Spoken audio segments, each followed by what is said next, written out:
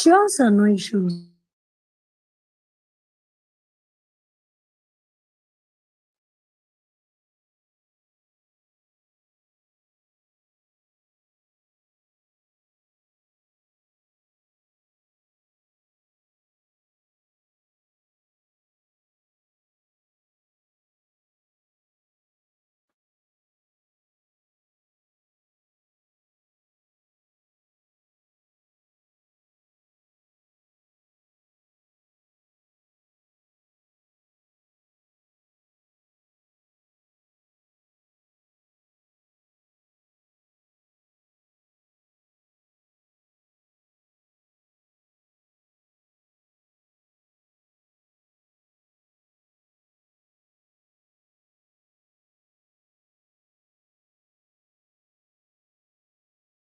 Nikita ma'am, you can start, ma'am. Thank you so much. So, education's purpose is to replace an empty mind with an open one. Well, a very bright, positive, and sunny good afternoon to all the participants, dignitaries, Research Foundation of India's members, and of course, our today's subject expert. It's 27th of April, Saturday, and I, Nikita Khandelwal, heartily welcomes you all on behalf of Research Foundation of India for one-day workshop on a systematic way of project writing, which is jointly organized by Shore Bharati Bhagini Nivedita College, West Bengal, and Research Foundation of India. Re- Research Foundation of India is concerned with improving the educational process by encouraging scholarly inquiry related to education and evaluation, and by promoting the dissemination and practical application of research results. Research Foundation of India is working for research and development for higher education. This foundation was known by the Foundation for Research. We conduct in house activities such as workshops, training programs, conference, etc., and engaged in outreach activities such as publication of journal, book, etc. Our mission is to educate and promote the use of research to improve education and serve the good. And this workshop is sponsored by HERF, ARGA, World Virtual Conference Forum, and Edu Academy INC. And for this workshop, many great personalities with huge years of experience are here with us. So I would like to invite them all. So as patron, Dr. Shiv Shankar Sana Sir, Principal of Bhagini Nivedita College, IQAC Coordinator Mr. Mahananda Roy, Co-convener, convener Dr. Sweetie Sadhu Khan ma'am, and coordinator Mr. Deepak Kamakar sir. So I would like to invite you all on behalf of Research Foundation of India. But I think due to our very high academic responsibilities, Dr. Shiv Shankar Sana sir is not available here with us. But still we are having too much knowledgeable personalities are here with us. So now let's proceed for the next one. Now it's time to introduce you all with our today's subject expert, Dr. Sumanta Datta's achievement journey and experience journey. So very good afternoon to all the higher dignitaries persons of today's workshop.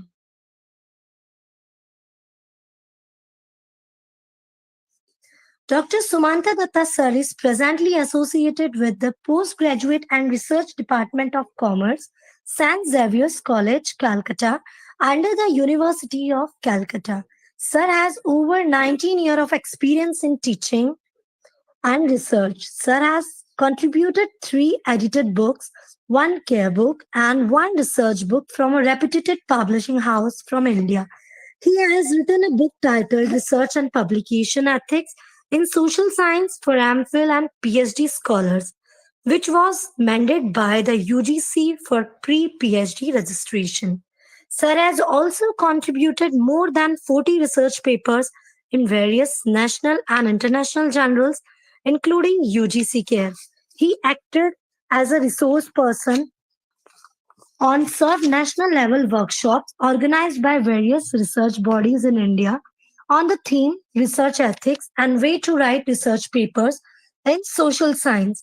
He acted as a reviewer from the desk of the editors in chief, the Journal of Indian and Asian Studies, Institute of Indian Studies HUFS Korea. At present, he acted as an associate editor of biannual peer-reviewed referred journal named International Journal of Academic Research and Development. Sir works has been cited well both in SSRN top 10 downloaded list as well as in Google Scholar and for his outstanding contribution in the field of marketing research, he got the National Education Leadership Award in 2019 and also obtained the Teaching and Research Award 2020, the Outstanding Postgraduate Faculty Mentoring Award 2020-21 and Education Excellence Award 2021, Dr. Sarvapalli Radhakrishnan Excellence Award 2022 and MTC Global Distant Teacher Award 2024. So with this, I can just say, sir, you are having a lots of knowledge. So it's our honor that you are here to guide all of us. We welcome you, sir. Now the footpath is yours. Please hold the platform. Before I start, Nikita ma'am, thank you for your beautiful introduction, and thanks for the joint collaboration of Ishwar Bharati Bhogini Nivedita College along with the Research Foundation of India. We are all the active members of this RFI. And before I start, I will definitely request on behalf of the RFI to the IQAC coordinator, Sir Mahananda Roy, and then followed by the convener, Sweetie Shadukha ma'am, to say a few words. Over to Mahananda Roy, sir. Am I audible? Yes, Yes, sir, you are audible. Okay. Very good afternoon to all of you. Good afternoon, sir. Today we will gather here for a one-day workshop on a systematic way of project writing, jointly organized by Ishwar Bharati Bhogini Nivedita College and IQAC and Research Foundation of India. Today, we will be discussing on the importance of systematic approach to project writing. Whether you are a student embarking on a research paper or a professional crafting a business proposal, the methodology behind your project can make all the difference in its success. A systematic approach instills clarity and structure into your project by outlining clear objective methodologies and timelines to provide a roadmap for both yourself and your audience. In this topic, our sir, Dr. Sumanta Datta sir, will elaborate completely, and after that, I hope at the end of the day, the workshop will be very successful. Thank you, sir, for here with us. Thank you. Thank you, sir. Ma'am. Nikita ma'am, please continue. Thank you so much, sir, for these golden words. Now I would request to our convener, Dr. Sweetie Sadukhan, ma'am, to say some few words. Ma'am, please hold the stage. Yes, ma'am. Thank you. Am I audible? Yes, ma'am, you're absolutely audible. Okay. Good afternoon, everyone. I feel honored to welcome all my fellow colleagues and students for taking an active part in this program. After signing MO with RFI, this is our first workshop we organized in collaboration of RFI. Thanks to Sanjay Jain sir, the president of RFI, Ajay Jain sir, the coordinator of RFI, and Dr. Shiv Shankar Shana, the principal of Kishore Bharati Bhogini Nivedita College, for their kind support. This workshop is very much useful for the need of the student, and I am very much overwhelmed by the support of our department and our IQAC coordinator, Mahananda Roy, and the team of RFI to organize such a workshop. I am sure that all the students feel enriched with knowledge after completion of this event. I welcome you all once again to the workshop and hope that you all will have a great time ahead. A special thanks to Nikita Madam for hosting this workshop on our behalf. Thank you, ma'am, very much. And Nikita Ma'am, please take over the session. It's my pleasure, ma'am. Have a good thank you, ma'am. Now I would request to Sumanta Datta sir. Sir, please hold the platform. Our participants are waiting to listen you with your valuable knowledge. So, sir, please welcome and hold it. Thank you, Nikita ma'am. Thank you, and IQC sir and Sweetie ma'am for this. And also, I'm very much thankful to Sanjay sir and Ajay Jain sir for their continuous support for organizing such kind of beautiful workshop. So without taking too much time, I'm directly going to the topic. So just give me 1 minute time so that I can share my window.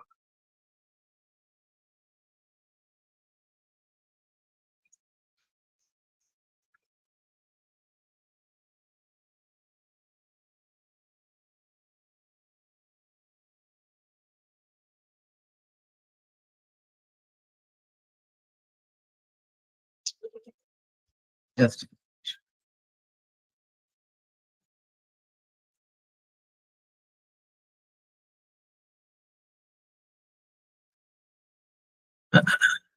It's an honor for all of us that today our very experienced personalities are here with us. So, participants, I hope it will be also honored for you that Dr. Sweetie Sadhu Khan ma'am and Mr. Mahananda Roy sir is here with us. So, sir, and I request you, Sumanta sir, that sir, please start the session. yes, just a minute. I'm facing one kind of technical glitches. So just give me 1 minute time.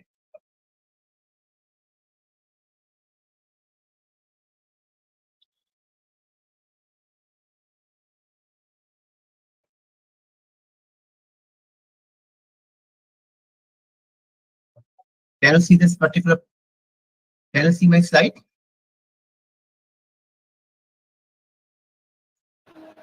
Yes, sir, we can. Okay. A very good afternoon to all of you.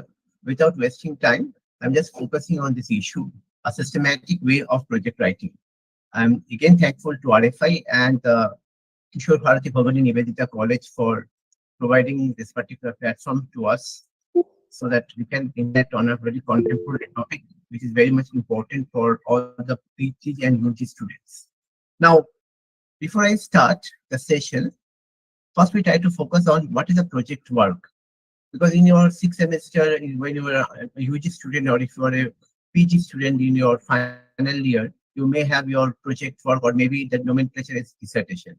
So whether you are doing a project work or whether you are doing a dissertation, there may be the change in the nomenclature, but the process, the rigorous process that you have to follow. 90% cases, what I am found is my personal opinion, that some of the time students are not following a common protocol or while drafting their project.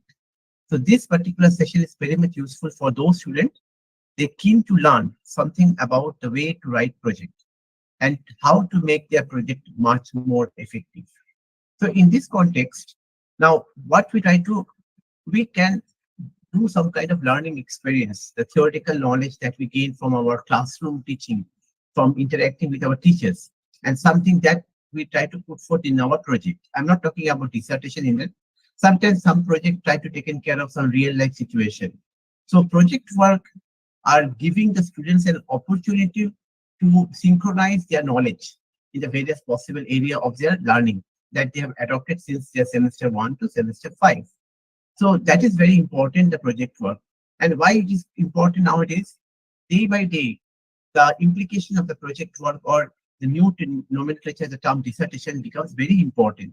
Because when you are going for higher studies, people will try to evaluate you based on your what type of project you have done or what type of dissertation you have done. So this is very important nowadays. So because that will excel you with the next level. Now in this context, I try to focus on, like for a dissertation as a project pro forma or the format, we never follow a common uniformity. If it is followed in the dissertation, particularly in the project, we have seen or witnessed in the majority of our time that we don't follow proper formatting. So that is the way sometimes the project of a particular department may vary in nature. Maybe I'm not focusing that whether your study is totally qualitative or quantitative, but you must follow a common format. Okay, that common format generally you must take care of in that way. Okay, now what are that point you must incorporate? The first is a title page. Definitely, what is the pro forma of your title page that must be provided by your respective department to each and every student, and that pro forma, the title page pro forma, must be common for all. Okay, then the certificate by the supervisor. The entire project is must be certified by your supervisor. So that is a certificate that must be given. The format also required to be submitted by the department itself to each and every student under a particular department. Declaration by the candidate. What type of declaration they generally make in this particular? So that uniformity should be maintained by everyone who are submitting their project, under the same department.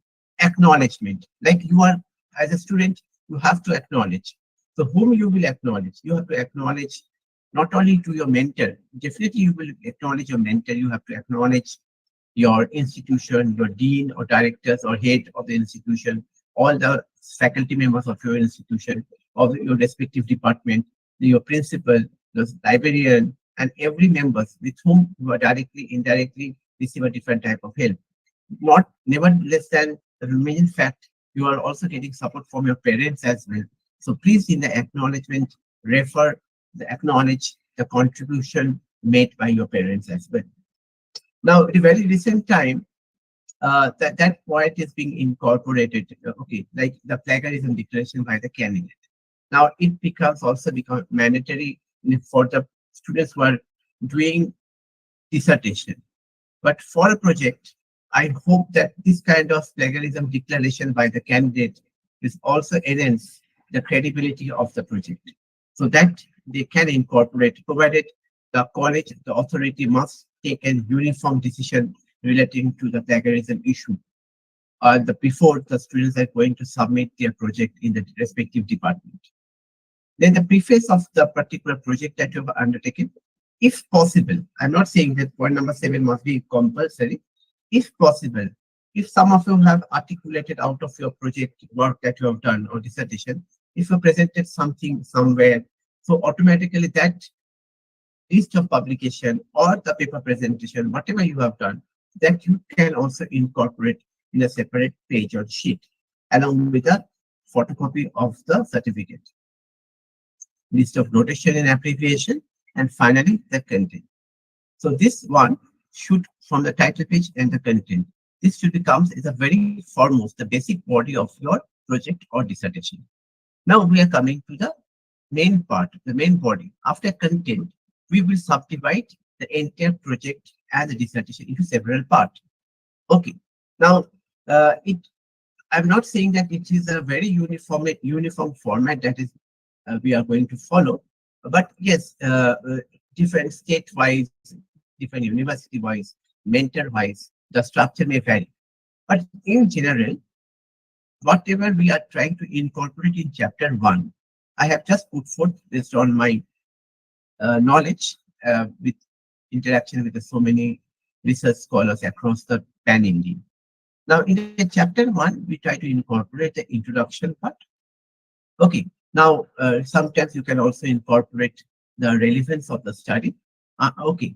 But you can incorporate introduction, and after that, you have to go for a literature review.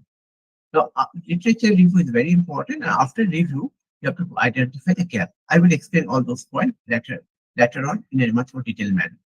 Now, after that, once we've done the research gap, we have to identify the research question.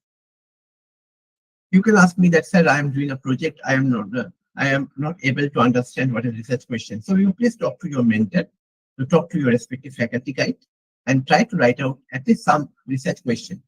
From the research question, definitely you will get your respective objectives.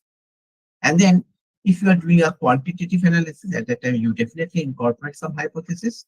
If you're not doing a quantitative study, definitely there is no need to incorporate this hypothesis part. So you can ignore them. After that, you can incorporate the research methodology. Now, in the research methodology, so many things you have to incorporate. You have to incorporate so many things, like your period of study, your entire the sample size, how the sample should be selected, what type of study research design, whether it is descriptive or exploratory, whatever it may be. All the main frame, the body, how you operate your entire project or the dissertation, that will definitely come under research methodology part. And thereby, in order to undertake the project or the dissertation, what type of limitation or the problems that you have faced, you have to that should become under the limitation of the study. Now, in chapter 2 and 3, we have kept in a separate way. Chapter 2 focus on the main context. Like suppose you have taken a particular working capital management, okay, in a particularly public sector unit.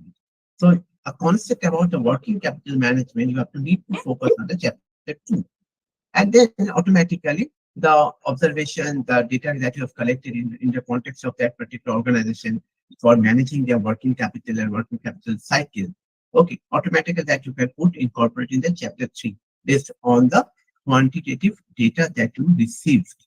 Okay, but that need a much more coordination between you and your guide. If you say that I will not never meet my guide and I will start drafting my own project, that is not desirable. So definitely what we will expect that you will definitely interact with your guide on a continuous basis so that you can materialize your chapter 2 and chapter 3. Now there may be after chapter 3, there may be chapter 4 where you can do your analysis and interpretation.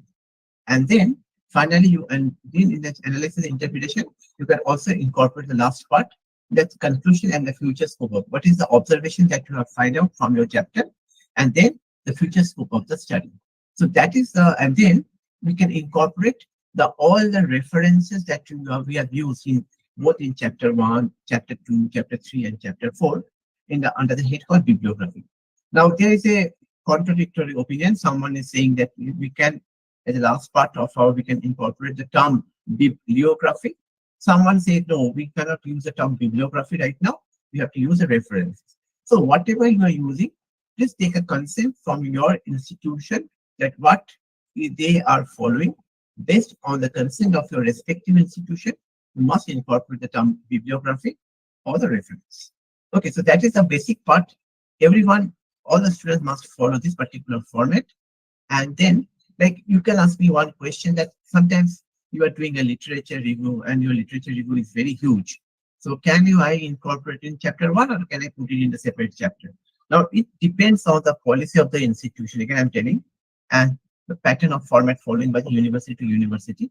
Since in respect of the term project, there is no uniformity is given. So you can follow a structure of your own as adopted by your institution. But for a dissertation, like for example, in our eastern part, there is some universities, state-run university, we are following that we will incorporate literature review in the chapter 1. Someone saying no, we have to incorporate chapter literature review in the separately in the separate chapter. So it totally the policy adopted by the institute as well as the respective mentor. Now coming to the research process first. Now main part of the research that the preliminary beginning of a researcher or a student, how they select a topic. So it is very important. So don't copy, first of all, my suggestion is don't copy from whatever your ex or seniors have done. Try to select a topic that you think very important. Then question arises, how I can select a topic.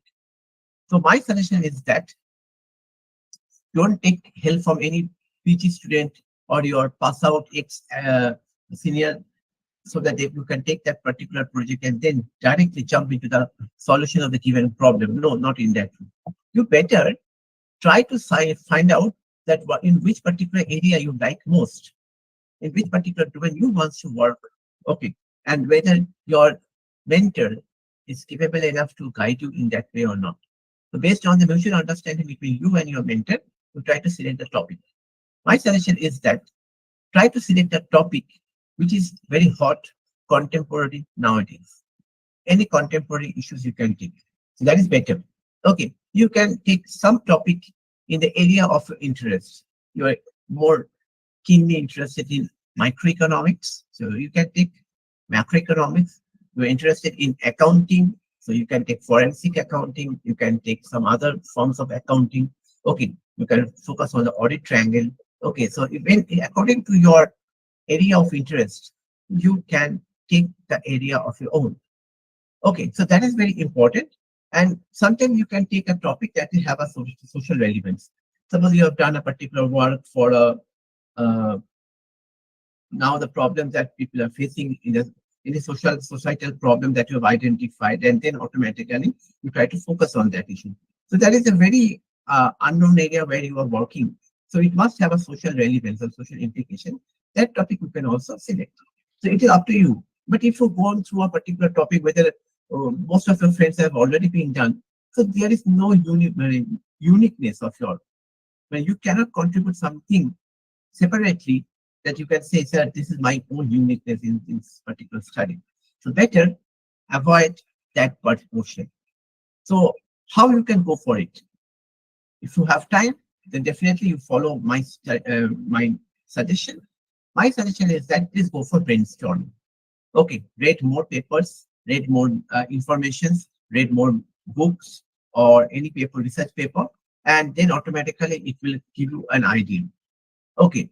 And try to work something outside your discipline, sometimes or interdisciplinary subject area you can take. Suppose you are interested more in and advertising and the sociology. So can you connect that advertising and the sociology? Can you connect psychology of a consumer with the advertising techniques adopted by the marketers? So can you relate that to those particular points, those particular themes? So outside the discipline, take some offbeat route. Okay, and always ask yourself the question why. Why I will undertake this study? What is the utility of having undertaking this study? What I want to get it out of it? So everything you have to ask yourself in front of a mirror. You can stand and you can ask yourself, and then automatically, sometimes that part is lacking. So if you can ask me, you know that very couple of days ago, I have started working on a paper. Okay, a small article I have contributed in a magazine called IMA. So you know that what the particular point and the topic that strike me is that I have worked on a particular issue because NEP is being implemented. We are talking about academic and industry collaboration. So there are so many things we are talking about. So that strike my mind that whether is it true that academic and industry collaboration going hand in hand? Yeah. So where is lacking? So based on my investigation, I thought something out of track, and I tried to incorporate, written a new article into that area, and contributed significantly for the practicing managers. Okay, that is called a triple helix model. So the thing is that it is possible because I have think so much about the particular problem. I have gone through beyond what is the issue and how we can overcome, what is newness into it. So that is why I go beyond it. I have found that the triple helix model is being applied in some other area. So I try to incorporate that particular model in the area of NEP implementation. So I have done that. And that is why the particular small piece of article, it is being considered for publication in one of the reputed professionally accepted magazine called in IMA. So that is called the think out of discipline, think in the area of your interest. That is the most important thing. Okay, so that part is very important for us. Now, when you're selecting a title, automatically you have to think about the research area or research problems. Now you have to ask yourself 4 questions. Is the research problem you have defined correctly? Suppose you have written what capital management, but that you have not done properly. You have not justified the topic that you have undertaken. That means the problem you have not correctly identified. Now, once you identify the problem, what type of possible way you try to solve the problem? Are you make a proper framework that this is a possible way I try to identify that problem and try to reach my objective? Because because if you are unable to reach your objectives that you have stated earlier, you are unable to verify that the soundness of your title, because your objectives are totally interrelated with your title. Because once you fulfill your objectives, automatically, definitely it means you are fully satisfied the title that you have selected. Otherwise, there is a mismatch. If the research problem is significant, the problem area that you have identified, is significant enough or not. A couple of times days ago, one student asked me, and sir, how I can bring some newness into it? Because in a particular area when I'm thinking, already most of the work is being done. So how I can say that I guess the problem is significant and the problem is not covered at all. So I say, let's see the problem that you are saying. The problem is focused on a urban city or urban context. Can you incorporate and apply this particular model and fit the model in a rural context, in the context of the people who are um, that's what who are belonging to the Adivasi group. So can you implement the thing? Now that strike his mind, and he said, "Sir, you have given me a pathway how I can redraft my problem, and automatically I can carry forward my research further." So that is very important. And lastly, the most important thing: am I competent to carry out the research? That is very important because total project, your total dissertation is on your own contribution, your own seriousness, and your effort. That is very important. Now, how to select an appropriate title? So for this, I have a few suggestions in this context. Better you can follow in that. For title selection, you have to ask 3 questions to yourself. Is the title clear and unambiguous? That is very important because your title must be clear. Like suppose consumer behavior. Okay, now consumer behavior. For what particular area consumer behavior you are trying to search? So if you write generally the consumer behavior, it gives a total working capital management of a firm. Which particular firm? If you say working capital management of a firm, it is unambiguous. It's not clear because working capital management of which particular industry or which particular sector, which particular organization you are working on it, that needs to be very specified specification. Does your title, what I say right now, does your title accurately reflect the content of your study? Is it properly precise or concise? You have to ask yourself in a yes-no format. If you get an answer in a yes, definitely you can carry forward the same title that you have taken. Otherwise, you need to change. You need to change accordingly. Now, point arises that there are so many points. Students are asking me the question that how I can undertake a literature review. This is a very important thing that automatically students are asking this question to us, that how to make a literature review. Because for an UG student, we don't expect that they have undergo a lot of papers and journals, and then that is, if we can expect it's from the postgraduate student, but definitely we cannot expect that thing from the UG student. But I tell you one thing, that UG student must also become very much responsible in the new way that is coming, in the change in the policy of the UG structure. Because when a student UG with honors with research, they are going for they are getting 75 marks, they can directly go for a PhD program. So the world is creating a new opportunity for the UG students. They don't have to depend on the masters, they can directly go for a. So you need to learn of your own and how I can make my project, my dissertation with a perfect. And based on that, literature review is one of the most important thing that will reshape your process of thinking and everything. Now, what is review actually?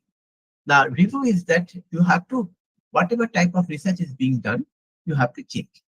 It may be from a book, it may be from periodicals, it may be from articles, it may be from empirical papers or research papers. What you want to see that what type of research is already being done in the present as well as in the past, so that you can make your future planning accordingly.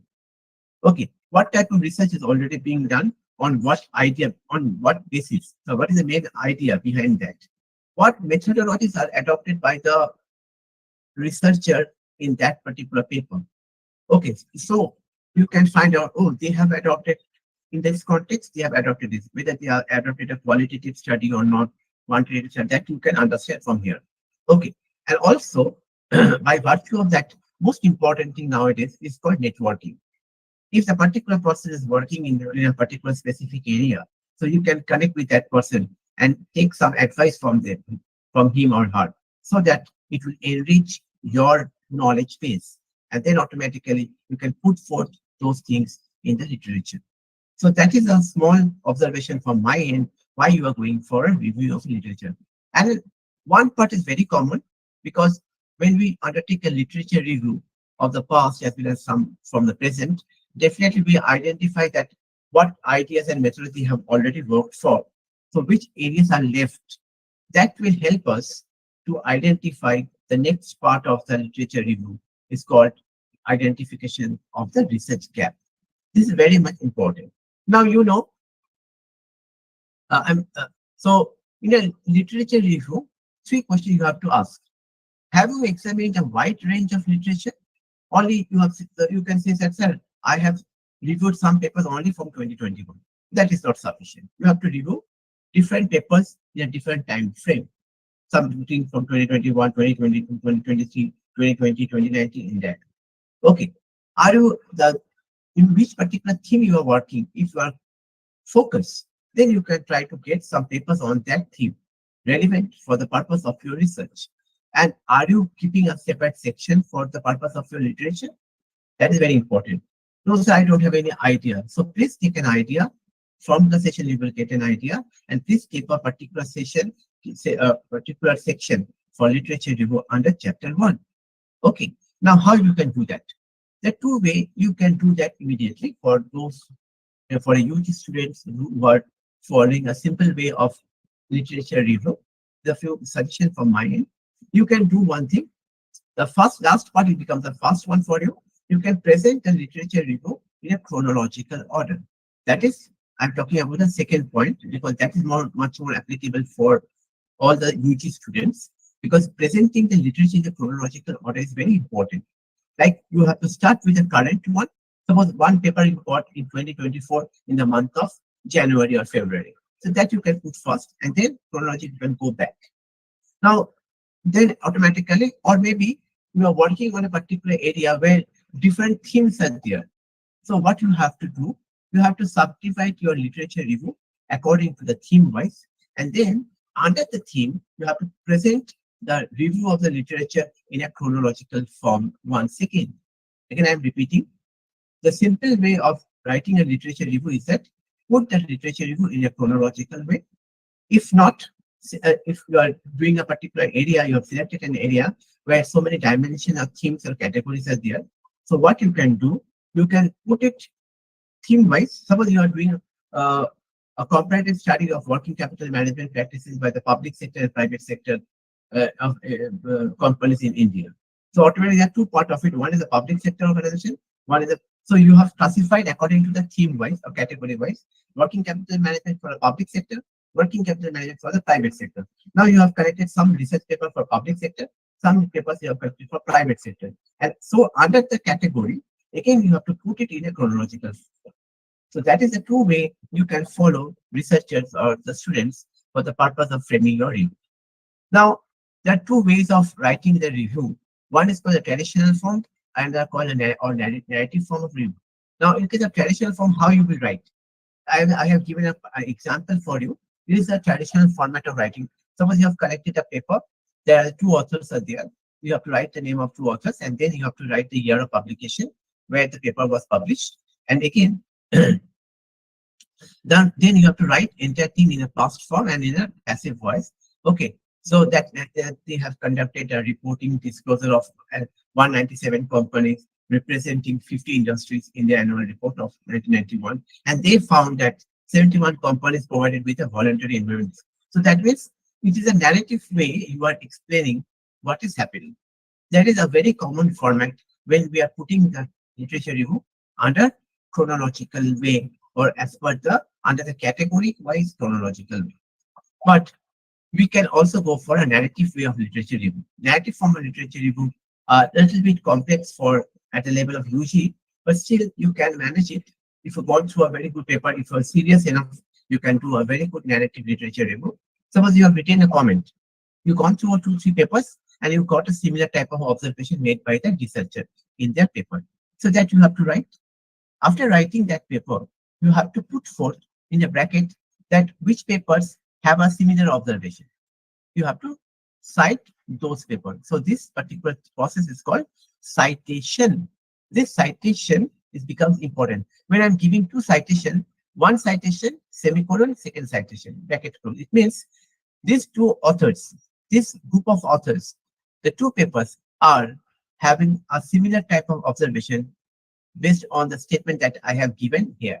So this is very important thing in this context of the narrative form. This is a very this is an internationally accepted form right now across the globe. Still, now we are preferring narrative form rather than a traditional format of the literature review. Okay, so this is, I hope it is clear to all of you. Now, we can also put forth the review in an SLR form. SLR means systematic literature review, and this is nowadays become a modern trend of putting the literature review in a much more comprehensive manner, but in a tabulated form. This is called SLR, systematic literature review. So what you have to do, you have to prepare a table. In the table, you have just like an example that I have given. You have to put the author's name and the year of publication, sample and time frame that they have taken, how much sample they have taken, which components they have taken, okay, and which is the time period they have taken. You can create a separate column for the time period as well if you need more comprehensive analysis. So you can prepare a time period separately. You can also focus on the papers that what techniques they have followed. They have adopted a content analysis, they have adopted a multiple regression, they have adopted correlation or OLS. Anything that you must incorporate, whatever the variables they found independent, whatever the independent variables they have taken, and which particular variables they found significant. So if you can identify that one, that is the most comprehensive way of writing a literature review. That is known as worldwide known as SLR, systematic way of literature review. Okay. Now, after review, our next step is to identify the research gap. Now, we don't know that there are different types of gaps are there. At the student level, it has become very difficult for us to identify the gap. So what is a simple way of remembering what is gap? The gap is once you review the papers, then automatically you try to see that which particular area is not being touched upon in the same topic or in the same area of your interest.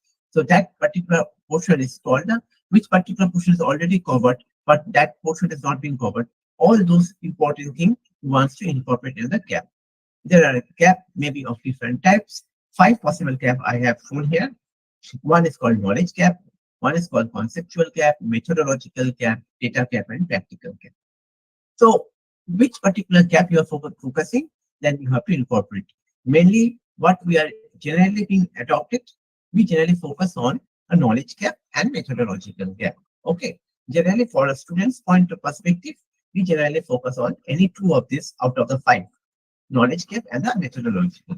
Higher end scholars, those who are doing PhD, those who are doing MS or some kind of, they can try to identify that other types of gap, conceptual gap or the data gap or the practical gap. So that is very important, that knowledge gap and the methodological gap that is required to be identified through your comprehensive literature review. So you can ask me that how many literature that I can do. See, it totally depends. More literature you can do, more broaden the area you will get. And automatically better you can identify the gap. But if you want to do a literature review and try to find out the gap based on 5 papers you have reviewed so far, that is not good enough. So you have to go for a more and more review of papers. Then automatically it is possible to get a clear-cut gap. Okay. Now, we are coming to the framing of research objectives. After gap, our next motto is to identify the objective. So we have to identify the objective. But in case of objectives, what is the most important thing is that we cannot write objective in our own way. There's some procedure we have to follow. Okay. It generally being used as action verb. For example, to investigate, to explore, to compare, to ascertain, in that way. So automatically, the objective, you have to state it in a logical way. Okay, that means, so keep in mind one thing, always the objective should use an action verb, and you have to start with 2, and then whether you try to investigate, whether you try to explore, whether you try to compare, or whether you try to ascertain. What is the thing that you want to do based on the research that you have undertaken that need to be put forth appropriately in consultation with your mentor in adequate form. Otherwise, You cannot put a WH question. You cannot end an objective with a question mark. That is not at all acceptable. Okay, that is very important. Generally, for an objective, we follow this particular SMART technique. The objective must be specific. It cannot be very lengthy. We can measure the objective by adopted some qualitative tools or maybe some quantitative tools. We can attain that objective because once we attain that objective, when we draw some inference out of it, automatically when we get some result of the objective that we have stated earlier, there is a chance that we can fulfill the title that we have selected. Relevance of the title can be observed. So that the objective must be relevant and it should be time-based because within a given time frame we have to study. Otherwise, the data become irrelevant. Now, what happened when we start drafting our chapter 1, when we start drafting our literature review, and when we start drafting our chapter 2 about the concept of the mainframe concept, that for that we are undertaking this particular project. What happens generally for the students, I'm talking from the viewpoint of the students, they generally have a tendency, high tendency, not only high and high tendency that they are copying from others. They're taking something from the earlier students, or they may take the particular thing from a available papers that is available in the online version. So that is why students, be ensured that you never involve any academic dishonesty or a breach of ethics. Okay, because if you do this kind of things, automatically there is a high chance if it is being detected that you have taken something from some other's paper or some other project you have downloaded from Google search engine and then modified and insert your name and submit it in your college. Okay, then it may possible later on that you should be penalized for that. So that is called academic dishonesty. You should be honest because you are a student, you are a researcher. So that is very important. Don't break the breach of ethics and don't be a dishonest person. You should be honest. I try to focus on this issue. There are two possible ways the plagiarism can happen from your point of view. Okay. So what are those? These are the two types of plagiarism generally adopted by the students. One is called patchwork plagiarism and another one is called direct plagiarism. Now, what is patchwork plagiarism? You know that you have a high tendency. Go back to your school days and you can think about it. That yes, you are copying from someone. And sometimes I have seen you are copying from the Wikipedia itself. Oh my God, you are copying from the Wikipedia. So in a Wikipedia, all the link, all the hyperlink citation is already being part of your project. So it automatically reflects that you have done and you have adopted an academic dishonesty. You know, UGC day by day coming out with this very stringent rule. There may be a chance that they will say in that way down the line that if your project was not up to the mark, automatically it will cancel your degree as well. So you should be very careful about what you are doing right now. So being a responsible citizen, being a representative of your esteemed institution of Kishore Bharati Bhogani Nivedita College or any college from across the India. So please be ensured that you should honest whatever you have done so that you live rest of your life with honesty and with your own maintaining your own status. Direct plagiarism is one important thing. You have taken a direct word by word copy. Now, automatically you can say, sir, when I am doing my project, I have came forward one problem.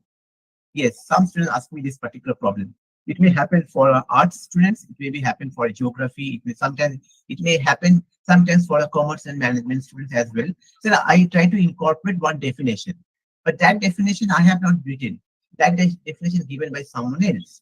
So in a project and in a dissertation, generally we try to avoid as much as possible. The definition must be avoided. But if there is no other option, suppose you are working on a particular project called GST, or you are working on a particular rule on audit and assurance, where you have to cite the statement, the verdict given by the from a high court or a Supreme Court relating to that. So automatically, suppose you're working as an English student and you have to submit your project. Okay, automatically you have to working on a Keats and Shelley, but you have to submit. You have to work on that. So you have to quote from Keats and Shelley. So if you take it directly from their own original book, automatically it will caught direct plagiarism. So you can ask me one question. Say you are talking about plagiarism, you are talking about the patchwork, and you are talking about that academic honesty. So in that case, about how I can manage. So yes, there is an option called for direct plagiarism. There are two possible ways you can smartly avoid the plagiarism. That is called using of quote. The quote may be of two types: short quote and long quote. If it is less than 40 words, you have to put in short quote. That is, if it is less than 40 words, it's called short quote. If it's a short quote, you have to put the entire thing that you have taken from any book or taken from any particular author directly. So automatically you have to put it within double quote. And in the right hand side, you have to give a appropriate citation. Now, what is citation? I will explain you in a much more detailed manner. But if you the long quote more than 40 words, maybe 100 words or 120 words, you have to put in a separate paragraph without double quote. But quote and unquote. When I quote and unquote, you have to put in a separate paragraph in the middle of your page with a TNR 10 or make it italic. And then on the right hand side, you have to give the citation accordingly. In two possible way, only in two possible way, the direct plagiarism can be avoided by any UG student or PG student without fear, or any researcher in India, to avoid the stringent guideline of this particular, because UGC is also stated in that way that direct plagiarism is unethical, but they have to use quote. Okay, so that is very important. How? So if we go back to the original guideline that was given by the American Psychological Association on direct plagiarism, sorry, on the use of quote. So you can see there are two types of quote is being mentioned: short and long, less than 40 words and more than 40 words. I hope it is clear. But you are much more smarter than what we are. So if you are Gen X, automatically you are Gen Z students. So you are much more tech savvy than us. Then so automatically your level of advancement, your level of thinking, maybe in the form of an dishonesty, maybe, or honesty, that I don't know. But still, what I have seen, and for that I have to learn also the use of ChatGPT. And thanks to all of you, because to protect myself for when I am guiding my students, how to protect myself, I have to learn the use of ChatGPT. The thing is that, can I write my project and dissertation using ChatGPT? Is there any problem? Yes, there is a problem. Because, main point, if you ask me, as such, there is no such, because I am taking session across India for more than 87 sessions I have taken. So many scholars I have interacted. They ask me this question on in each and every webinar and session, and in physical or offline or online. So what they're asking is that if I write a particular my project, some part of my project or dissertation, so I want to frame my question here. So I don't have any time. I don't want to spend my too much time, valuable time, for writing a project. So I have given ChatGPT the instruction. Now, point arise that you can give this instruction to what more the perfect instruction you can give. ChatGPT will deliberately give you a perfectly an answer of the question. Okay, so you can take the help, but ask yourself this particular question, whether that is of your own contribution, because ChatGPT, what they have done a metadata analysis from the large data available. They have taken the particularly metadata out of it and give you the result in that form. Okay, now, and you should be mesmerized by the fact writing a particular, if you can give a question paper in Bengali, a PDF first, if you upload in the ChatGPT, they can automatically convert the question paper Bengali into English, and automatically they can give you the answer in English. So my point is that when you are writing your project or dissertation, that is of your own. It is your brainchild. So take it of your own. Because if you do that, it is totally unethical. But because you have a Google search engine is there, you can search for a knowledge base and then automatically write in your own language. It is better. For a suggestion, okay. Sorry. what happened there? I don't know. Now, so that is why my suggestion is that that please avoid this particular point of this chat GPT. Okay. Now, point arise while in checking the project or the dissertation, the plagiarism part should be avoided, but the plagiarism must be avoided. Something is being excluded already by the UGC. They said that all the quoted work, I told you the quoted work, all the reference, bibliography, table of content, all small, minor nature, all generic terms, law, standard symbol should be excluded. Like you are using standard deviation, using your factor analysis, you are using anything like PLS SEM or anything you are using, all the terms, even the name of your college is also the form a part of plagiarism. So that is totally being excluded. Okay. Otherwise, you should fall under the penalty part of the, as per the guideline of the UGC, if you are doing a dissertation. If it is less than 10%, we fall under zero level, there is no penalty. If it is 10 to 40%, automatically your date of project submission or dissertation particularly is applicable for dissertation, this may be extended to 6 months. If it's 40 to 60%, automatically definitely it must be extended for a period of 1 year. And above 60%, there is a high chance that the registration can be cancelled, provided for this last clause, level 3, UGC has stated that for that you need to appoint, for all the level, you need to appoint an authority from the higher education institution of your own college, so that they will form a committee called DAIP, Departmental Academic Integrity Panel. They will check the severity of this particular plagiarism issue or academic dishonesty, and they will impose the penalty accordingly. Okay. If they desire, if they think that you have done something wrong, automatically based on the recommendation of the university, the registration of that student shall be cancelled. Okay. So I hope that we have done a small thing, but one part I need to explain you before that's called the reference part and the citation part. Which particular font size you will adopt. Generally, my suggestion is that as per the standard is concerned for writing project and dissertation, these following are being acceptable. But my suggestion to all of you, please use TNR 12 Times New Roman 12 for while you're writing your project. Don't use any other font size. You don't use Calibri or Arial or Lucida, Unicode or anything. Better you can use TNR 12 for all your project writing. But for the heading that you want to give, better you can go for TNR 14 bold. Keep the space between the one line to the another line is 1.5. Better. That is a standard format that you can follow throughout your project. So once you've done your project, make it a proper alignment by virtue of that. Better not to give scaling boundary for a project. Okay, it not looks good. Okay, for dissertation, that is strictly disallowed. But for a project, I have seen some are giving a particular scaling. That is boundary you are creating, the box you are creating, and your entire write-up is within the box. Please try to avoid. You are matured enough. You are not doing a project of your class 5, 6 level. So that is a very important thing that you can do. Now, another important thing is how you can put forth the pictures. So suppose you have taken any pictures from a particular Google's image, you put the picture, then write down the figure, and then where from you have taken the picture, that link must be given. Okay, sometimes you have taken a picture, the theme of the picture you have to give, and then left-hand side, you just write down the source. And definitely just like the example that I have given here, in that way you can put that particular link, like it is being taken from this particular site and on which particular date that image has been accessed, as access on that particular date, that must be given. Otherwise, there is no validity of the particular question. Okay, so be careful about that issue, that when you are using any pictures. Okay, there are so many other issues are there.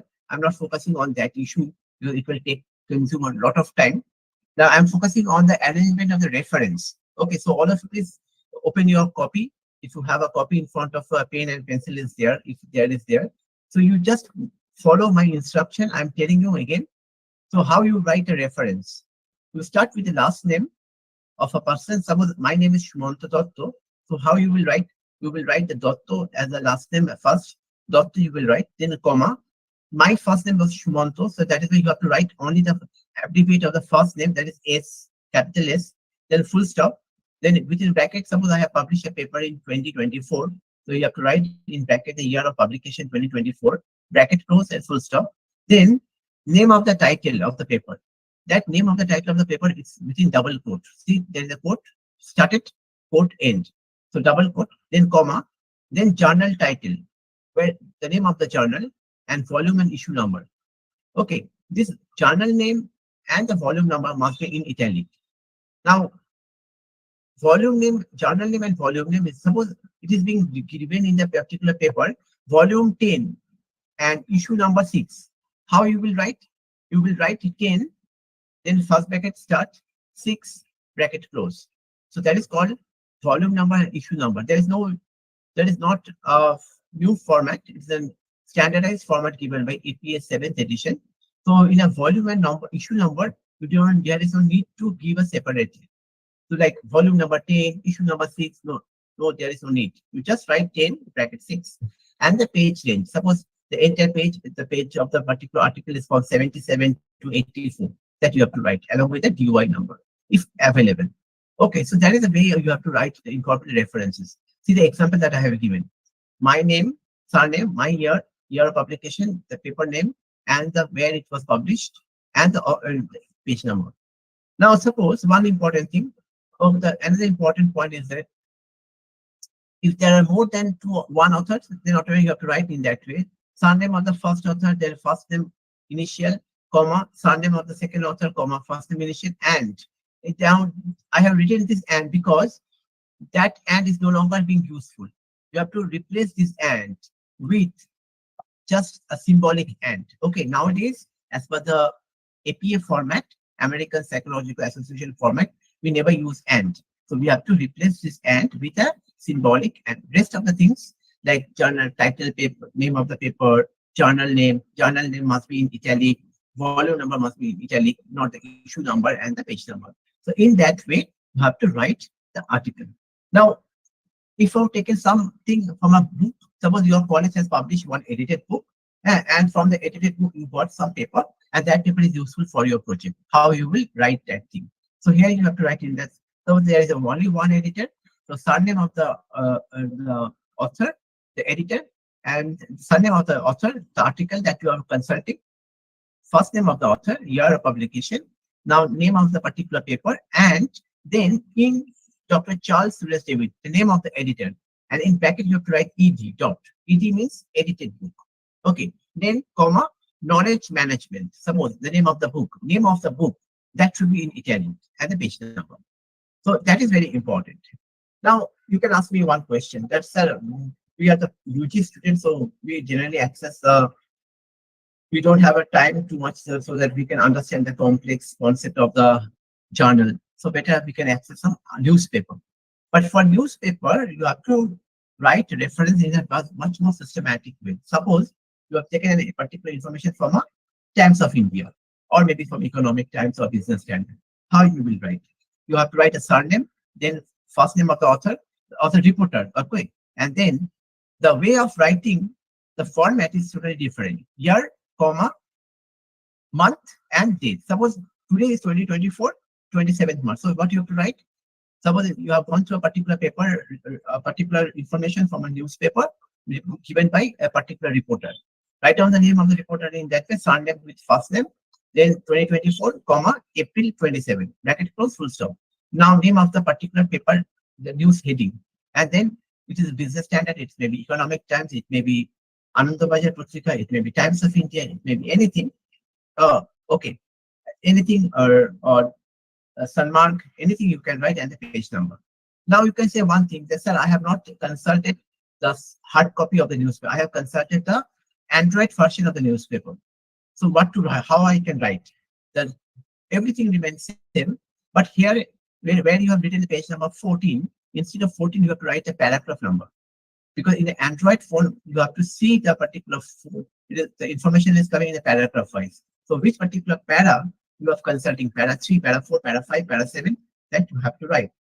So that is the fundamental difference between consulting a journal paper consulting an edited book, and consulting a newspaper. Coming to the last part of it, the citation part, because these are very important. Another point is that I will mention now for surname. Now citation is very important. I told you there are two ways of doing literature review. One is traditional and is the narrative form. Suppose you have to, when you are taking something from someone, you have to go for a citing. Okay. Suppose you have taken one research paper, you have gone through a paper, and that paper is written by only one person. So here you have to write surname of the author, comma, year publication. This particular process of within bracket, when you are writing the surname, comma, year of publication, it is called parenthetical citation. Okay. There is another form is there called narrative form of citation. In case of narrative form of citation, your title will remain outside the bracket, and within the bracket you have to cite. That is called narrative form of citation. One work by two authors. Suppose there are two authors of a particular paper, then you have to write surname of the first author and surname of the second author and the year of publication. But if there is a more than three and more authors, at that time you have to write all the details in the reference. But when you're writing in text, when you are citing that particular thing, how you have to write? You have to write surname et al. Et al means there are three and more authors are there, and then year of publication. So that is the most important part of using this one thing. Okay.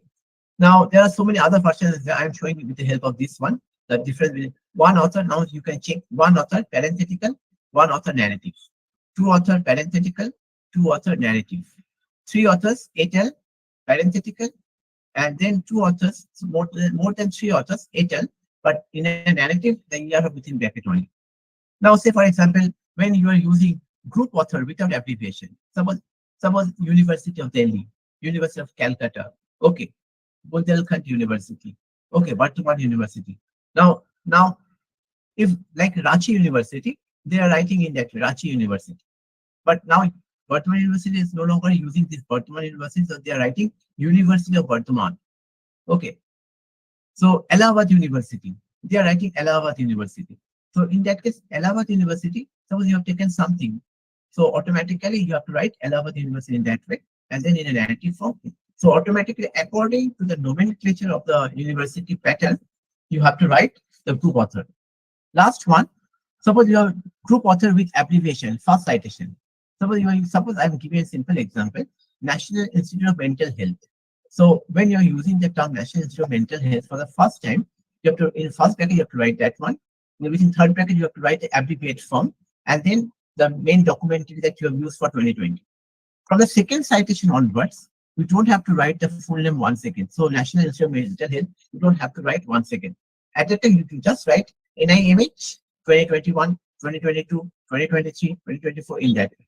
So this is the way of the citation can be useful. Okay. Now you can say one thing, sir, in my study, I have not done, but I have taken a personal communication. I have taken an interview. Now, in case of interview or personal communication, the APA style has given a different connotation. They said, suppose you have taken a interview of a person, how you can put forth in your project or how you can put forth in your dissertation. At that time, what you have to do, you have to write down the name of that person and in bracket write down personal communication. Suppose April 27, 2024. That whose interview you have taken, bracket personal communication, then month, date, comma, year of public. So, but the thing is that this is a very exception to the rule. In case of personal communication, there is no need to incorporate the same thing in the reference. Okay, so that is the example. So, do you have any question? If not, that is a small briefing from the way of writing a systematic of writing a paper, because the important thing is that. So hopefully all of you have gone through some idea about it. Thank you all. Sir, I have a question, sir. Yes, yes. Yeah, I am Santosh from Kerala. Sir, some of the times I have seen that some students come with a very innovative topic, and in that innovative topic, very few papers are available for literature review. Yes. Maximum 3 to 4 papers are available. So what to do with such kind of topics? How to make a very sound literature review in such cases? Automatically, yes. The main problem is that, sir, you are a senior professor, definitely, and you know the most important thing, that problem that we both of us will face when we are undertaking a research in an area where few papers are available. So automatically, in that case, we have to then go by some other forms. At that time, I can suggest you one thing: if the papers are not available, I have not put forth this thing here. You can go for a gray literature. I think it's better, sir. Because in a gray literature, suppose some people are working in that area, but that is not available in an online domain or in a published domain. These people are like NGO workers, or some people who are working in a grassroots level. So better you can direct your student to consult those people and collect the data from those people directly. This particular form of collecting the data from those people are called gray literature review. And that is very rare. That gray literature review, you can use it. I hope that will somehow support your level of advancement in the literature review. It's gray, sir. GRAY.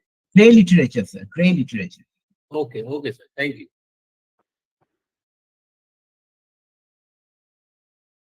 Any other question from?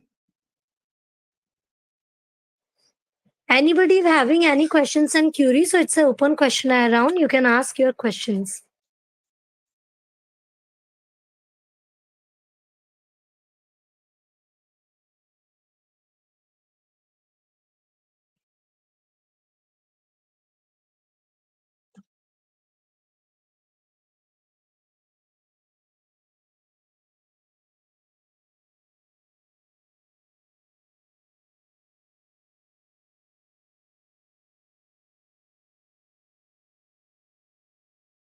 So I don't think people are having questions.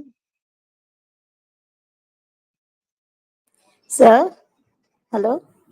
Sir, am I audible? Yes, yes. Sir, you have shown us today the APA style of referencing, no? APA style of referencing. APS 7th edition. This is mainly used in many cases, no, sir? Or there are some other styling also. Will you please give a small something about this referencing style? That is maximum we used in our research or project work. Generally, we are in a couple of days ago, we are using APS 6th edition. Now we have moved forward from the APS 6th edition to APS 7th edition. So that Now, is what is the difference? What is the difference then 6 and 7? Is there is any changes in styling of references? there are so many changes there. So many changes there. That is why I have put forth all the information right now to the session based on the 7th edition, not based on the 6th edition. One simple example I can give you.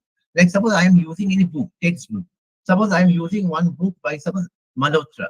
Okay, a marketing research book by Malhotra. So automatically earlier those days when we are using the name of a particular book, suppose McGraw-Hill or Tata TMH, Tata McGraw-Hill or Macmillan, when we are using, beside that we have to write the name of the place of the publication, like it is publishing from New Delhi, or it is publishing from London, or it is from Paris.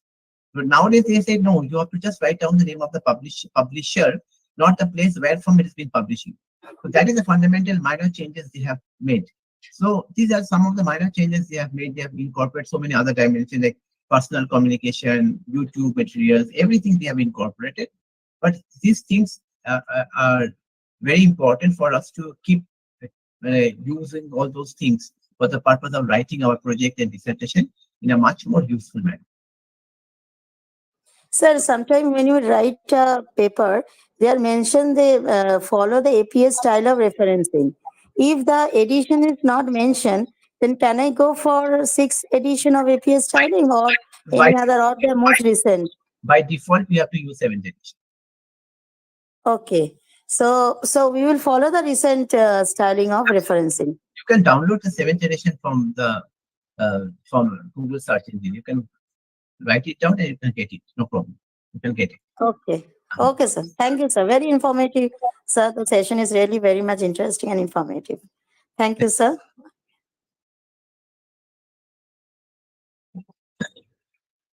Nikita ma'am, then we can end the Sure, session. sir. Sure. So thank you so much, sir, for spending time from busiest schedule to guide our participants. It was really interesting and informative session with a very important and interesting topic. Our whole RFI team is really thankful to you, sir. And thank you so much to Dr. Sweeti Sadhu Khan ma'am and Mr. Mahananda Roy, sir, for mark their presence to make this session successful. And thanks to all our participants also for being a good and patient listener. Thank you all. Thank you all. Have a good day to you all. I hope we will meet again in future. Thank you, ma'am. Thank you all. Nikita ma'am, Santosh sir, thank you so much for asking me the question. Thank you, sir. Thank Thanks to Ajay sir, sir is present here, and Sanjay sir for all this, and all the students. Best of luck for your upcoming project that you have taken. Best of luck. Thank you. Have a nice day. Bye. Bye, sir.